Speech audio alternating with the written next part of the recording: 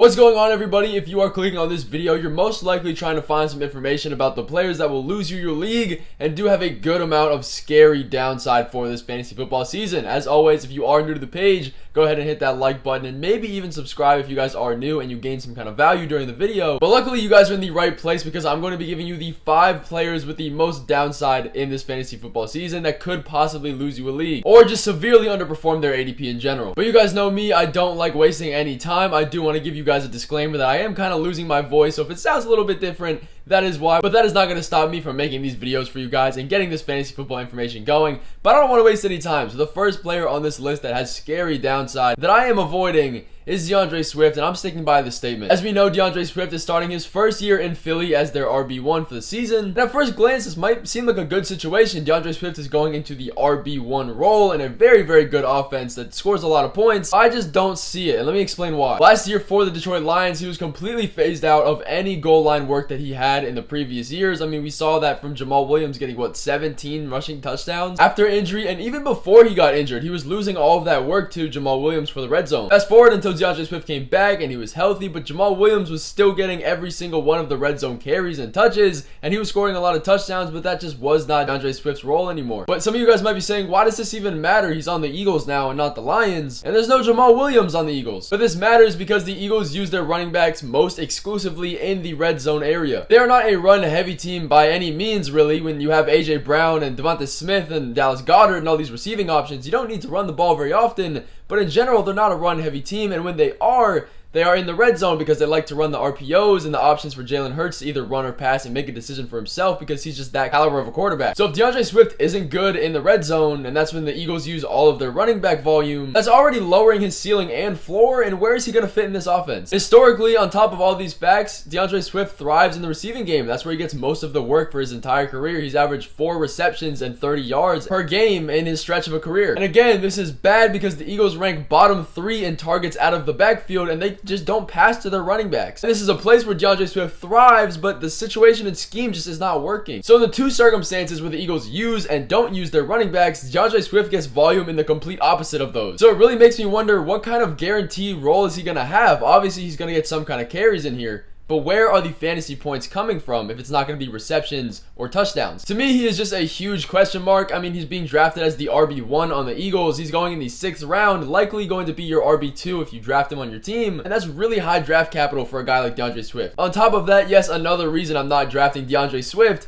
is because they do have Rashad Penny, who is an extremely efficient running back, but nobody really thinks too much of him. In the 5 games he played last year before injury, he averaged 6 yards per carry, and that is absolutely insane. Like, I can't even explain to you guys how much that is. But he's been doing that his whole career. It's not just like it's a fluke 5 games. Now, he does have a really, really lengthy injury history, but if he were to stay healthy the entire season, I could see him splitting the backfield evenly with DAndre Swift. They re-signed Penny, they re-signed Boston Scott, they brought in DAndre Swift. A whole new running back room, has a lot of question marks, and I don't know if I'm ready to bank my draft picks on them yet. Something else that I found that I wanted to know for you guys is that Jalen Hurts is projected 11 rushing touchdowns on the year, which, by the way, is the most projected quarterback rushing touchdowns in the league, more than Justin Fields, Lamar Jackson. So if we have Jalen Hurts vulturing almost 1 touchdown a game in an already competitive backfield of 3 guys that is really just unproven and could be a mess, I'm not taking DAndre Swift with the 6th round pick. And there's simply just better running back options too. Now, they did go out and sign him specifically, and they still have a good offense, so he's going to be involved somehow. It's just a question mark to how, and I'm staying away from him because maybe he'll perform at his ADP, but he really does have scary downside compared to his upside. But the next guy that I find myself considerably avoiding because of his downside is Christian Watson, which a lot of people are high on him. I do think he has more of an opportunity to be something than DAndre Swift does, but he is still a little bit scary in my opinion, and this is why. It's mostly just because of Jordan Love. The Packers just have not trusted Jordan Love at all, which makes sense if they have Aaron Rodgers, but now they don't have Aaron Rodgers, and they don't have any choice but to start Jordan Love. They haven't let him pass for over 10 pass attempts ever, and they just never wanted to give him the full passing reins. Again, they have no choice now. It doesn't really look like they trusted him before, and in training camp, he's not looking too good for deep routes either, and that is exactly where Christian Watson thrives. And obviously, it is training camp, so we can't blow that out of the water. He's looking pretty accurate in the passes that are less than 25 yards, but anything after that, he's not looking good at all. He went 7 for 16 passing in the first couple days of training camp. But Christian Watson is being drafted in the 5th round right now, around guys like Jerry Jeudy, Chris Godwin, and even Drake London, who are more established and safer wide receivers in my opinion. I think part of the hype that was putting him in this 5th round ADP range is because of how he did last season. He caught a touchdown on 10% of his passes, which is just not sustainable at all. Like, that is 4 times the usual amount. So just off that, the touchdown numbers and fantasy point total will go down a little bit, and the offense is getting worse. He was the wide receiver 1 last season with a good Aaron Rodgers. He's still the wide receiver 1 this year, but his ADP is higher. No worse offense. But again, his ability to outperform his ADP really comes down to this offense, and I personally am not trusting Jordan Love in this offense to get near what Aaron Rodgers was in passing efficiency and ability to move the ball down the field. But if you do, drafting Christian Watson is completely fine. I would just rather take swings on other more established wide receivers and better offenses and not have to take that risk. But the next guy here is Deebo Samuel that I'm just really not drafting at all because of his scary downside. Love him as a player. He is extremely versatile, but the situation is just not good at the moment. Ever since Christian McCaffrey joined this offense, he just hasn't been used the same and hasn't been the reliable go-to guy that he once was. Last year, before Christian McCaffrey joined the team, Deebo was averaging 17 fantasy points a game,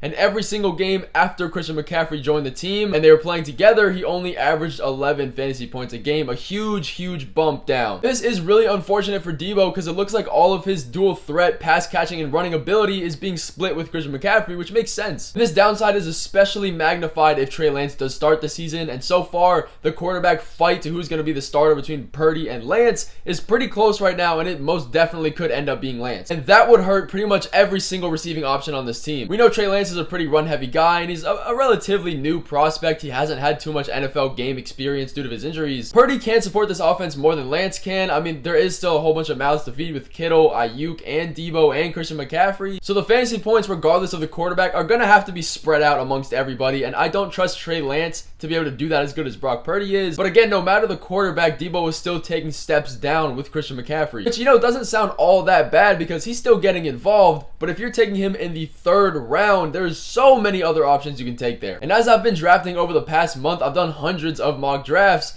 Deebo has been dropping from the 3rd round almost down to the beginning of the 4th, and honestly that's still a little bit too high for me. We're gonna have to monitor this quarterback situation as the season comes closer, but either way, I think there's way better options at this 3rd round ADP. And the next guy on this list that does have a good amount of scary downside that you might be surprised that is on this list is Isiah Pacheco, who is a little bit more risky than most people are giving him credit for. I do think he's going to start as the early down back and the main running back on this team. He did finish the 2022 season off pretty well on that playoff run that the Chiefs had. He had a good amount of volume and carries through that stretch. But that doesn't mean things aren't going to change. We all know, especially as of the recent news, the running back position is very volatile and it changes year by year very fast. We already know Jerick McKinnon is going to draw in every single bit of receiving work on that offense, so we can scratch that off from him. And that already is going to cap his PPR upside a little bit, but it's not bad considering where he's being drafted at. But there's also reports that CEH is leading the first team in camp snaps. I'm not saying just because Clyde Edwards-Helaire is getting the most work in training camp means that he's going to be the most efficient and main running back on this offense, because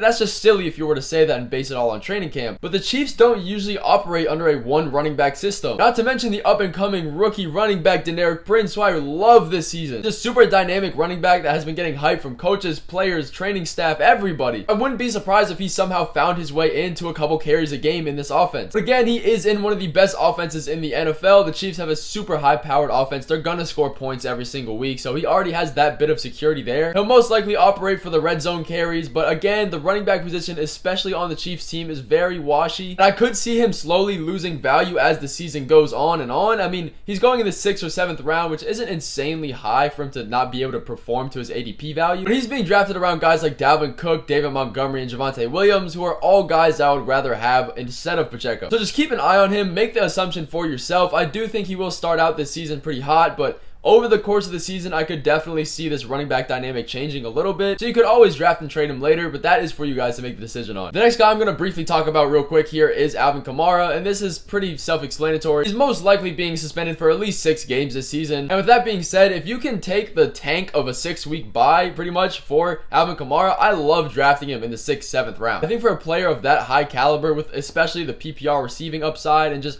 the pure rushing ability, that is really good value for him. But you are going to have to tank the suspension. But just because he comes back from the suspension doesn't necessarily mean he's going to be thrown back into his original role. And this is the reason drafting running backs is so tough, because as the years go on, I mean, running back situations change pretty much every year during the season as well. So it's really tough to make the decisions. But that also makes it really important to make these decisions right. They also brought in Jamal Williams, who was huge in the red zone last year and was just pretty much all around efficient. So if he could get himself going in the stretch that Alvin Kamara was missing, when Alvin Kamara comes back, I could see Jamal Williams still owning that section of the carries and volume. Not to mention Kendre Miller, the running back that they just drafted. And if those two running backs are doing good, I don't see any rush to bring him back super quick and risk injury or any of that stuff. So I could easily see him coming off a 6-8 game suspension, being worked back into the offense, and by the time he's actually fantasy relevant, it'll be playoff time and your team might not even be in the playoffs at that point. So yes, he does carry his own level of risk, but that's simply just because of suspension. But I don't think a 6th or 7th round ADP is insanely hard to reach for him. Another guy with scary downside is Tua. Again, another self-explanatory player. He's been dealing with multiple injury concerns over the past couple years, and it is pretty serious. But if you're willing to take the risk at quarterback, he could have some value, but here's why I don't think it's worth it. The main problem with Tua is that you're at a bit of a crossroads when you're trying to draft him. He's going a bit too high in the 8th or 9th round to be able to draft him as a backup quarterback to a starter that you drafted earlier in the league, but he's also being drafted too low to be your starter. If you wait and draft him in round 9 as your starter quarterback and he gets injured, which is not a crazy thing to predict, you're going to be leaning on guys like Bryce Young, Aaron Rodgers, or Daniel Jones to be your starting quarterback for the entirety of the season, which necessarily isn't bad, but it's not the best option. But then if you go and draft him as a backup for upside in the 8th or 9th round, one, you're missing out on really good value like George Pickens, Michael Thomas. You're also most likely going to play him 1 or 2 weeks on your main quarterback's bye. So there's no point in drafting a quarterback in the 9th round that has high injury risk, because if your main quarterback gets injured, he might already be injured anyways and it would just be a wasted pick. Realistically, you're only drafting quarterbacks to fill in bye weeks, so you don't really need a backup quarterback. So it's really just an odd situation for where he's being drafted right now, and I really wouldn't find any situation for me to draft him, considering that he could get injured and miss the entirety of the season, and that's a pretty big downside. But on the other hand, if he were to stay healthy for the entire season, he 100% would give you your value back. Another thing with Tua that we can note is that they're not going to let him take any rushing, any scrambles, or any purposeful rushing plays, because he already has all of these concussion injuries. They're not going to put their franchise quarterback in the situation to be out for the entirety of the NFL ever. So he's not necessarily going to have the rushing upside that we look for, and there's just too many question marks and risks for me to want to draft him in the 8th or 9th round when there's other high upside wide receivers or running backs at that level. But keeping it on the quarterbacks, another guy that I just really do not like and does not have any upside and does have a lot of downside is Aaron Rodgers. Yes, he's going on to a better offense in the Jets with a lot better receiving options, but he is going into his 40-year-old season and he has a bit of a tough schedule. But the main reason I'm not liking him, and the reason he does have a lot of downside actually, isn't because he's old. It's actually more of the opposite. If Aaron Rodgers has good weapons, a good offense, he can move the ball down the field easily, and you expect this Jets offense to be good, you know this Jets defense is going to be good. And if you're playing in games where your offense is efficient in scoring points and your defense is efficient in not allowing points, most likely they're going to be outscoring their opponents and they're not going to need to pass the ball to stay in these games. If you think that the Jets are going to be even a little bit decent and above 500, Aaron Rodgers is going to lose some value just because of how good his defense is. And so he might not be passing as much as he has been in the previous years to keep the Packers in the games. And they have a good run game as well. So I don't see any reason for them to strain Aaron Rodgers and have him pass an insane amount to keep his value high. And on top of that, he's decreasing in pretty much every single quarterback counting stat. He had his most interceptions since 2008 last year. Career lows in yards per pass, and a lot of the value of him going as the quarterback 15 is coming from his name brand and the hype of this good young offense. But that could be a bad thing, and honestly, there's no reason to be drafting Aaron Rodgers. The next player I quickly want to show to you guys on this list is Michael Pittman, who does have his own level of downside as well. Michael Pittman wasn't too bad last season. He ranked top 20 in red zone targets, but that was with a non-rushing quarterback that had more passing volume that Anthony Richardson will not have. Now, he still was decently efficient, but we know from last year he had very boom or bust weeks because of the inconsistency of this offense. But considering the inevitable decrease of this passing offense and efficiency with Anthony Richardson starting as quarterback, even if he did rank pretty good in targets and red zone targets last year, if the target number is going down and there's going to be a more scarce number of targets,